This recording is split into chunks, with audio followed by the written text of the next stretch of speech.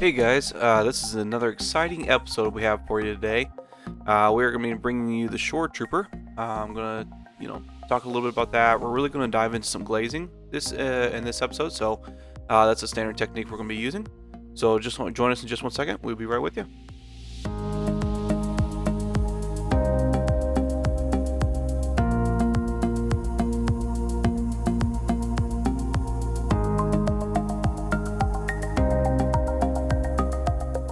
Alright, so because we're going to be glazing, it's going to be a little bit different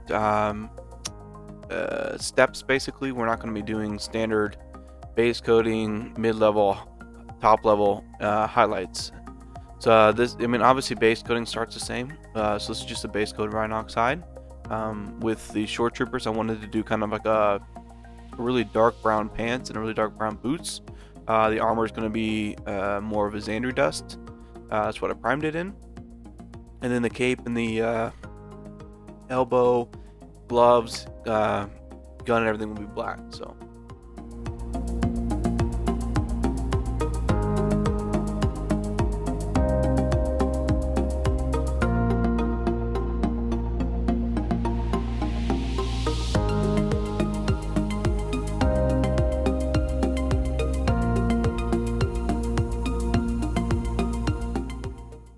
So we're just going to go ahead and base coat this underneath here, and then we're just going to base coat everything black. Pretty self-explanatory. Now, I've tried the Shoretroopers out with many different colors. This is probably the color that fits mostly to the movie, so that is why I decided to go with black here. Personally, I don't like the black. I actually like doing the same color pants as I did the skirt. But that's just because this was my eye tends to draw to a little bit more of a dark brown versus a black and a dark brown mix. So, but that's completely okay. I'll go ahead and do movie asks this time. You guys can check out some of my old photos. I've got them that have different colors there. So.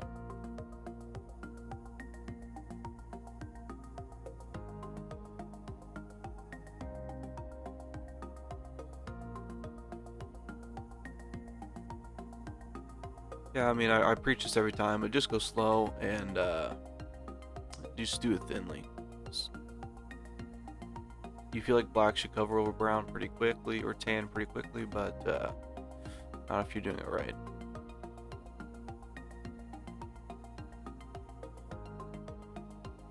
Yeah, my rule of thumb is basically if you put one coat over a base coat, like a highlight coat over a base coat or something like that, or whatever it is, over a primer.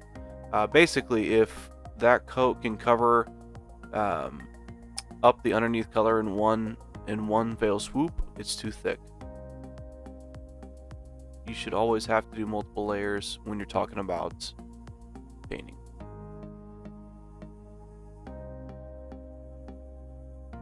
And the real reason for that is just because of detail work. So.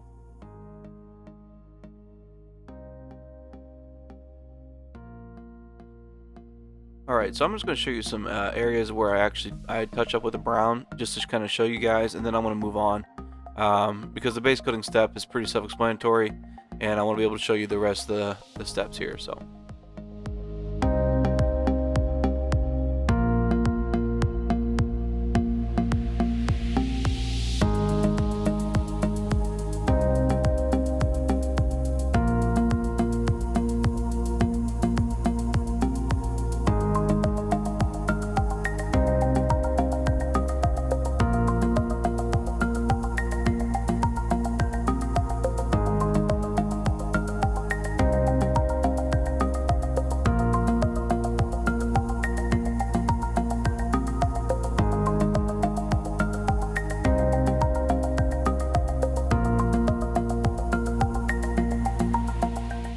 Okay, so I started to do time lapses for you guys because one of the big struggles I've been having is that I can only show you so much on film without running too long. So this isn't going to be I obviously show you where I touch up as far as in the other side of the videos, the non-time lapse portion of it. But I did want to go ahead and show the time lapse portion of it just to show you kind of how many times I go over one spot. You can also look at how many kind of a rough estimate how long it takes me to do each section, how I'm holding the miniature, how I'm, brush styles, I mean, that kind of stuff always helps out with the time lapse like this.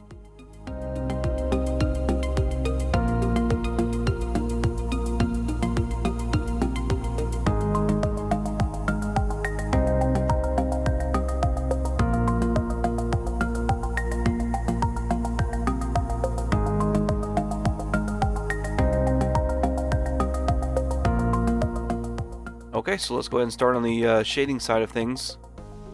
Agrux is what I chose for the Xandru dust to kind of give it a nice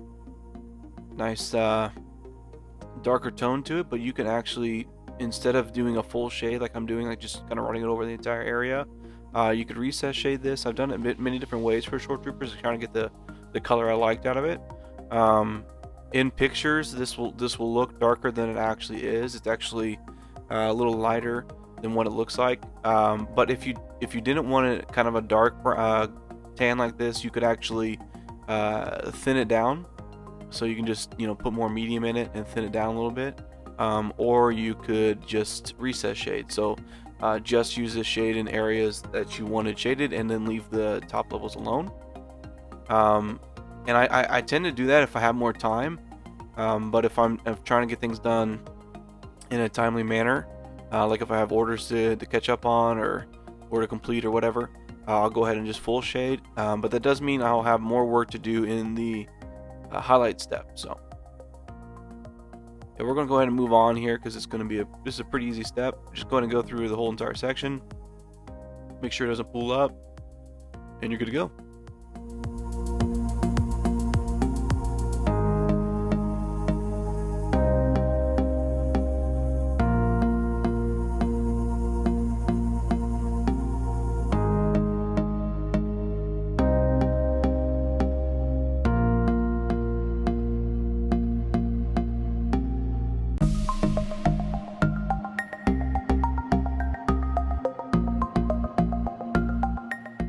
Okay, so this is the non-oil section of the shade. I actually only had to do two shades in this project. The cape, the gun, those are, and then the brown areas, the dark brown areas are going to be all in non-oil to kind of darken things up a little bit. And then the rest of it all was obviously Argrock. So simple process here. Again, do the same thing. Just make sure you cover all the areas. And nothing pulls up too much in one area, and you're good to go.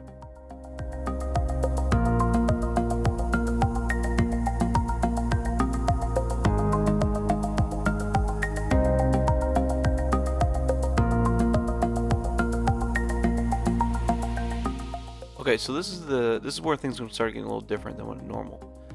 In this section here, I'm going to go ahead and add some of the detail work. Because the Shoretroopers do have a lot of color to them, I wanted to add that before I start highlighting my armor, because I wanted to know the areas that will be covered by a different color. Now there'll be some detail work that I won't do now. I'm just going to put the base coats basically down on these colors. And it doesn't really matter what blues and stuff you use, just use a standard blue. There's going to be white, there's going to be red, there's going to be yellow. So all those colors you can use here for this.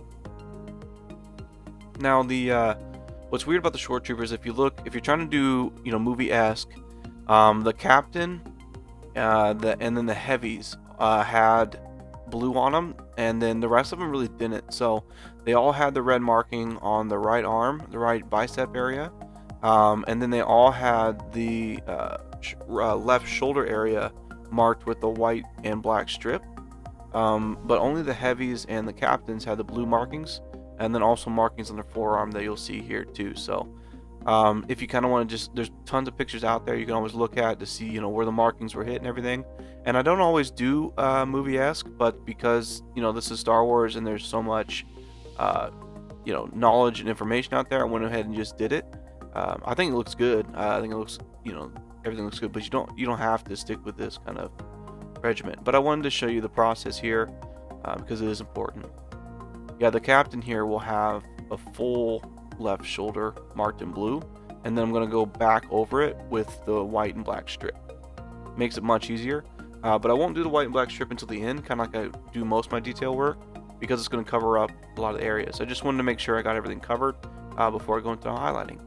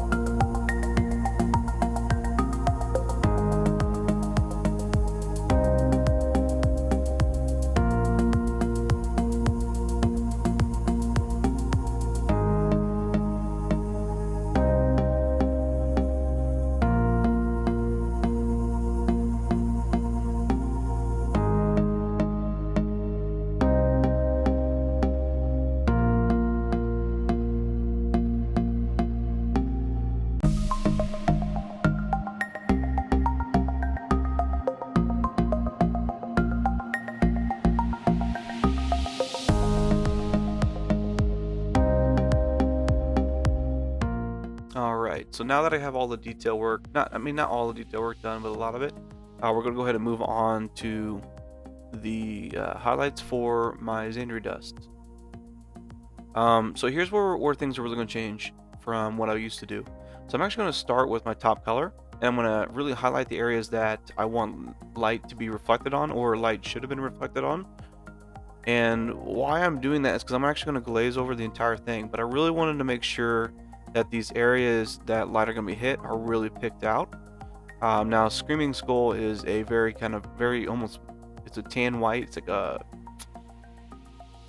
it's not bluish or anything, it's just kind of an orangey tan white, and because of that it really pops right now, and it's going to look awful. So right now there's obviously no transitions, and you can tell that it looks, you know, it's definitely in the spot it needs to be, but it just doesn't look right. You need it to transition, and that's what that glaze is going to do. So its glaze is almost like a shade, but not, because glaze goes over top level areas, and kind of just does more blending than anything. So yeah, just hit these raised up areas, and then what I'm going to do with my tailoring is going ahead and add more, not necessarily a shadow area, but less. I'm going to bring it down. So I'm going to walk down from the top, walk down to a less of a highlight, mid-level color. So these shoulders that are really shining, again, you don't want to do the whole shoulder here. You just want to do the tips of it where the light are going to shine the most.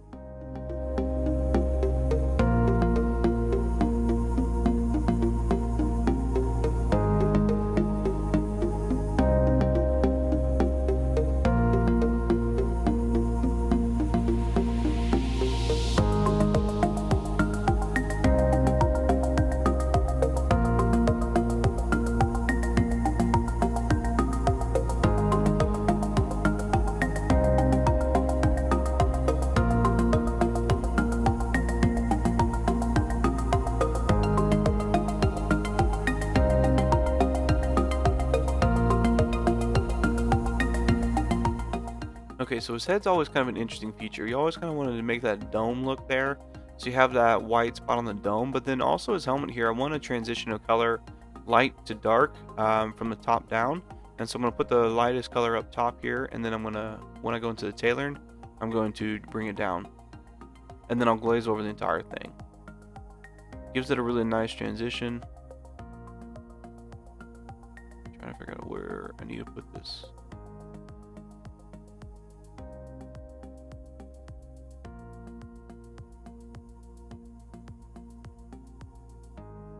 All these spots should make sense to you. So when I put them down, these spots should make sense on why I'm putting them here. If they don't, either I'm doing it wrong, or it's just areas that you may not see how it would reflect from light. How I pick these spots is, one, just from personal experience over time, and then also in the beginning what I did was I always shined a really bright light on it in the direction I wanted to, and then would like take a picture and then really work through how different objects reflect off light in their shapes.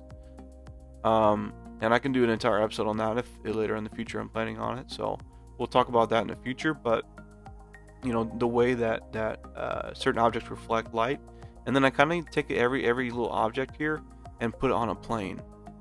So it's kind of hard to visualize sometimes, but it just takes practice. So his right foot is sticking backward, so it's going to reflect a little bit more than his left foot, which is underneath of his cape.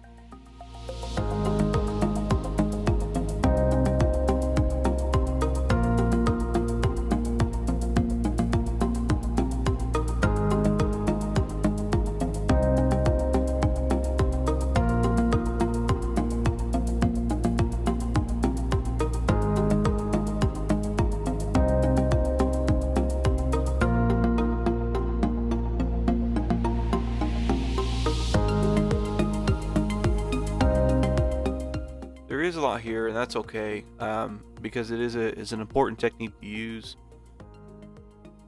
I'm going to try to work on his face here. Now what's interesting is Screaming Skull, I'm actually going to come back to it and line highlight after I glaze. So, because when I glaze this is pretty much going to cover up this brightness. It's going to change it all back to like a Xandri dust, but it's going to have different levels of Xandri dust, if that kind of makes sense. And then what I'm going to be doing is taking my edge highlighting with Screaming Skull and bring it back in, because it is an armor material. Those edges really reflect light, and so I'm going to bring that reflectiveness back. But I don't want to do that now and then go ahead and cover it up with a glaze, because it won't be as vibrant. And you really, like I said, with an armor material, it is going to be pretty vibrant here. So this is my Tailorn sand here. This is just gonna be my mid-level areas, so that or mid-tone, whatever you want to call it.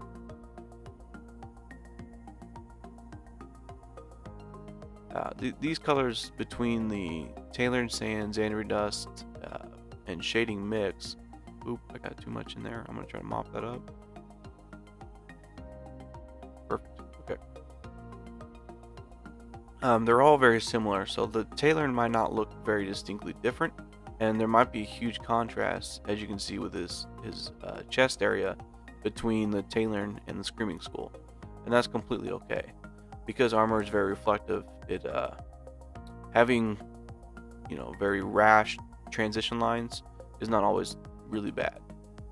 If I left it with here without glazing, it would look awful, and I think you would really tell the difference. But when it glaze over it really, that transition line actually makes a lot of sense. So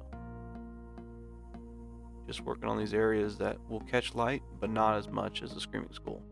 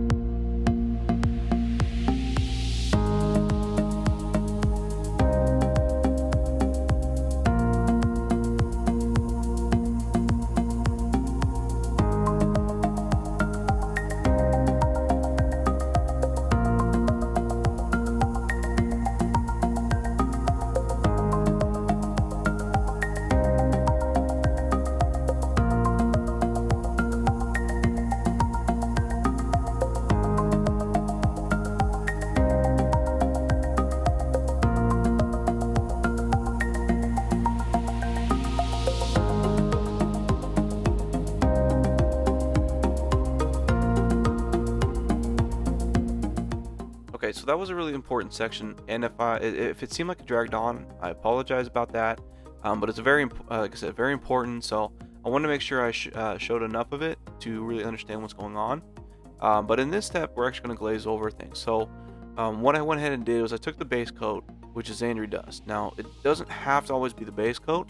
That's just the color I chose because that really kind of dulls things down. At the same time, that's kind of the color I wanted to show through the miniature itself.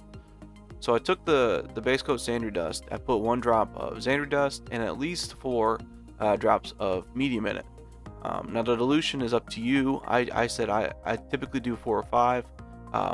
Don't do any less than that because you're going to just cover right over. You're pretty much going to repaint the miniature if you're going to do anything less than that. So you don't want to repaint the miniature. You just want to have that like thin coat over what you just did to give the illusion of Xandri dust, that color that you like, but at the same time give it nice transition areas from the top level, mid level, shadow areas, and everything like that. So hopefully you'll be able to see these areas very well. And as you see right now, you can already tell the transitioning that's happening. This is a very thin paint, so make sure that you brush it off on a, I use my hand, which is not always the best. It's kind of messy, but if you have a towel or something, wipe it down before you run it, because you're trying to get very, very small areas, and it is very runny, so you don't want to mess things up. That being said, you're going to have to do multiple layers. But you can already see on this leg here the transition areas. So you can see the very, light areas at the same time. They're darkened up.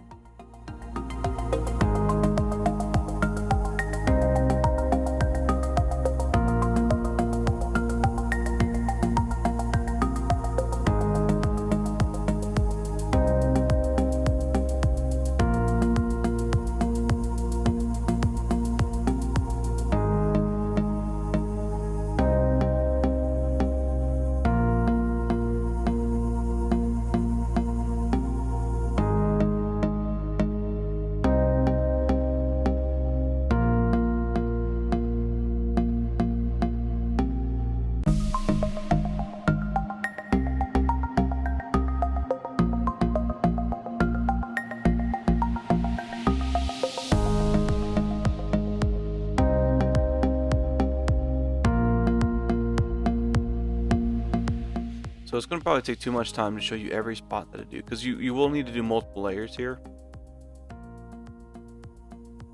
Because as you can see, as one layer is not going to just cover it up. But go through every area and make sure that the thing you're looking for is making sure that you have nice transition lines. That's the biggest thing.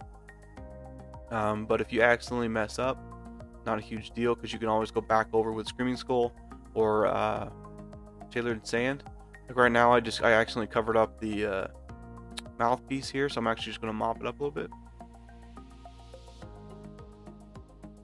which is completely legal to do. Get your own style, whatever you want to do, you do. And then we're going to kind of move on here.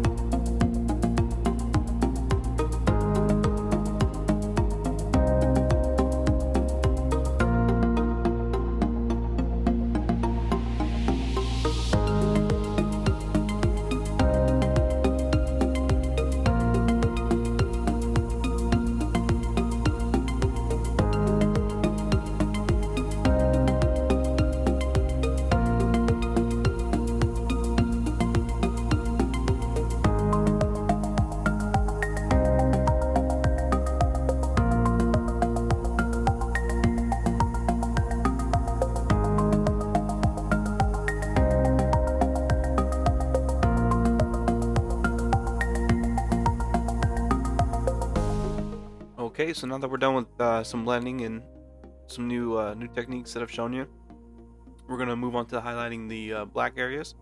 This is going back to old style. I'm going to start with the mid-tone Eshin Gray, then we'll move up to the Dawnstone. I'm not going to glaze the black because the transitions are pretty light, and I like the way they look.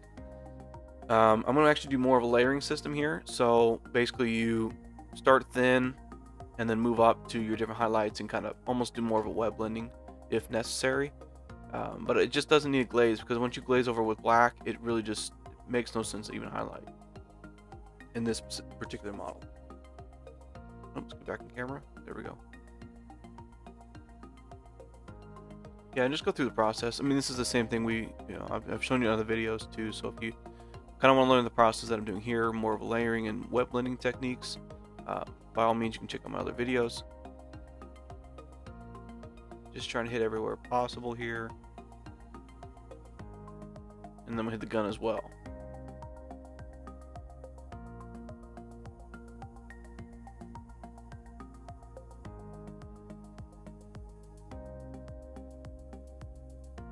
So this model is under a lot of scrutiny right here with a lot of light. So if you look at the cape while I'm doing this gun, you can see that there is, transition. There's no transition lines.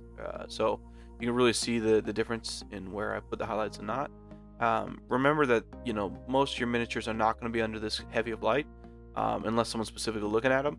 So what you want to do is take it away from the light and really see if that put it under more of a natural light and see what the highlights are looking like. So you don't always have to make sure everything's so scrutinized under a huge bright light. So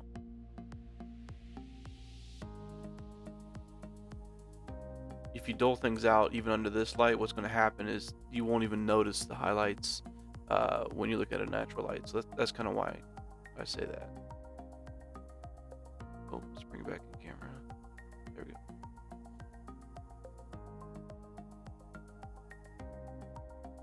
Just using this dawn stone here, trying to pick out the most raised up areas that light will hit this gun.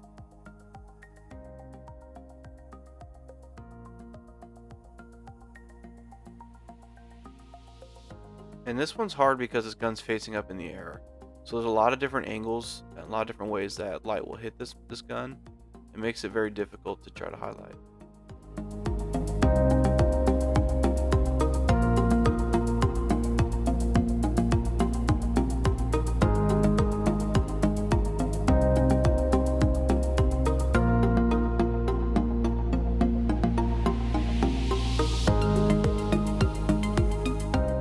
Alright, we're going to bring you back to glazing again. So we're going to do the same thing we did with the Xandra dust. But we're going to take this Rhinox hide and we're going to highlight it with Gorthro brown and then the Baneblade brown. I'm going to start with the top level highlights, really pick out the edges, and then I'll go ahead and move on to my Gorthro with the mid-level highlights, and then I'll go ahead and glaze it over. Especially with the pants, I did not want a very distinguished, very bright looking pant. I want a very dark pant. It's kind of keeping it a little bit movie-esque, keep it a little bit more realistic. And because it's kind of a clothing, the transition of colors is less abrasive. It's a little bit more of an easy transition, and because of that, you don't really want harsh lines in clothing. But again, that's my personal style. This is me showing you what I do. Doesn't mean it's the right or the best way of doing things. It's just how I envision it, and that's how I put it on the miniature. So.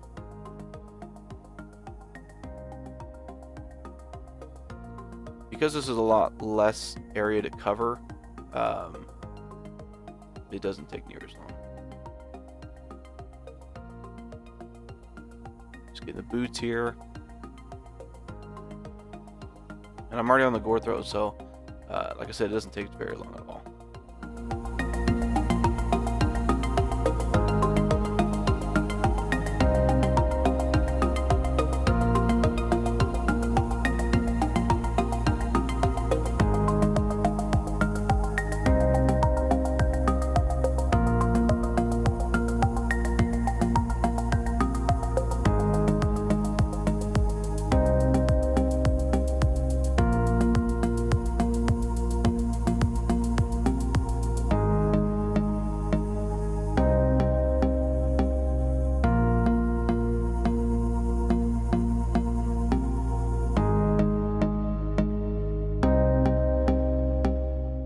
Okay, so again, I went back with my glazing color, went back to the base color because that's the original color that I really liked on the miniature. I just wanted some highlights. So I'm just going to glaze over the entire thing. This is a very easy step, and you can already notice, because this is a darker tone, you can already notice pretty much with one swoop that it's really clearing things up for everybody. Just go through the process.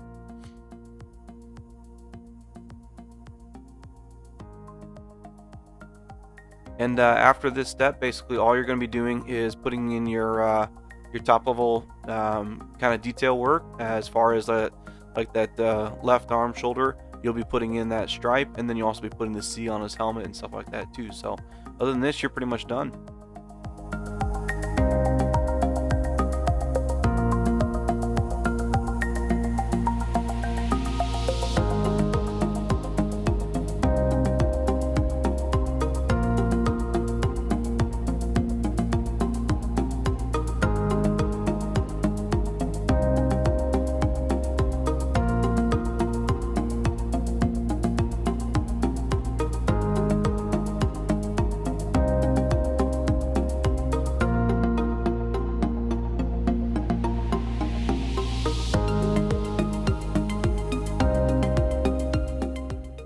Alright, so that's pretty much it for our short trooper here. We really appreciate you guys watching.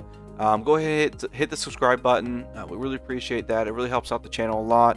And then hit the bell button. That's for you. So every time we drop a video or drop anything, you'll be the first to know. If you really like our videos and want to support us more, go to Patreon for the Jedi Hunter Studio and go ahead and support us there. We would greatly appreciate that. You could get some free merchandise, join our Discord channel, and be mentioned in our episodes. And speaking of that, thank you to Andrew Fern for being our first Patreon. This is something new we're doing, and we really appreciate all the support you're doing for us. So thank you very much. You can also hit us up on our Facebook page, the Jedi Hunter Podcast Facebook page, and our Instagram as well. Thank you very much, guys, for watching, and stay safe out there and have a good week.